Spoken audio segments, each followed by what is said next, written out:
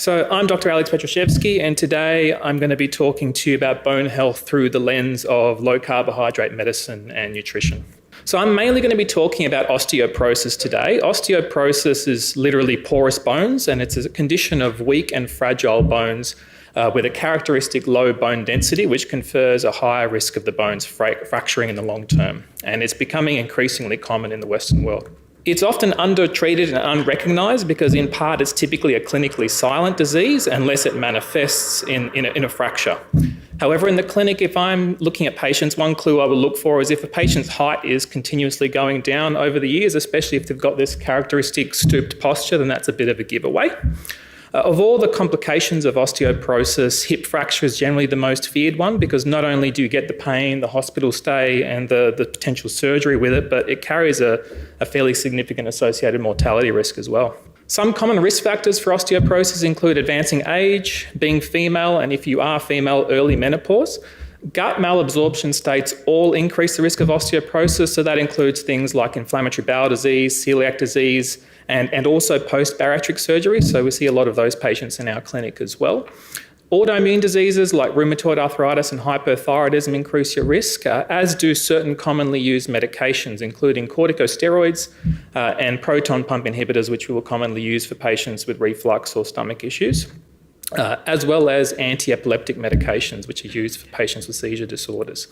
And certainly in our clinic, we see a lot of all of these things on a daily basis, really, and it's very relevant because at its core, osteoporosis is a metabolic disease, much like all the other metabolic diseases we treat.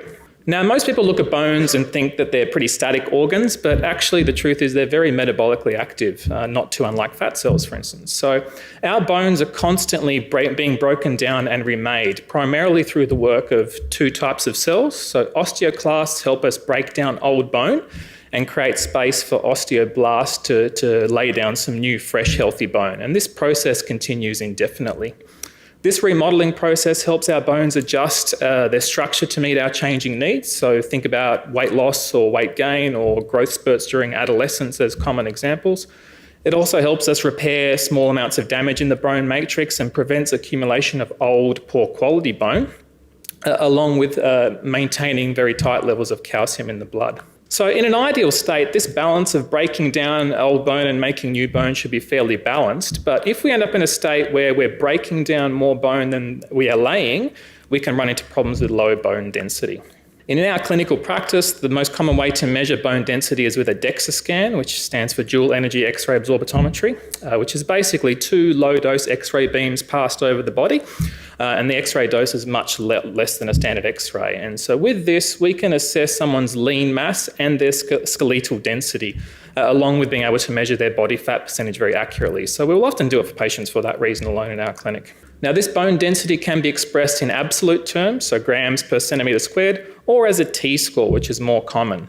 The T-score represents a number that compares the condition of your bone density to that of an average young healthy person with healthy bones. So a T-score of minus 1.0 will mean that your bones are one standard deviation away from a young healthy person. And if your T-score goes under minus 2.5, then that's indicative of osteoporosis. So this is an example of one of our recent patients who saw us in the clinic, a 54-year-old postmenopausal woman who got her first bone density with us. And you'll note here her T-score in her left hip is minus 2.8. So that's diagnostic of osteoporosis.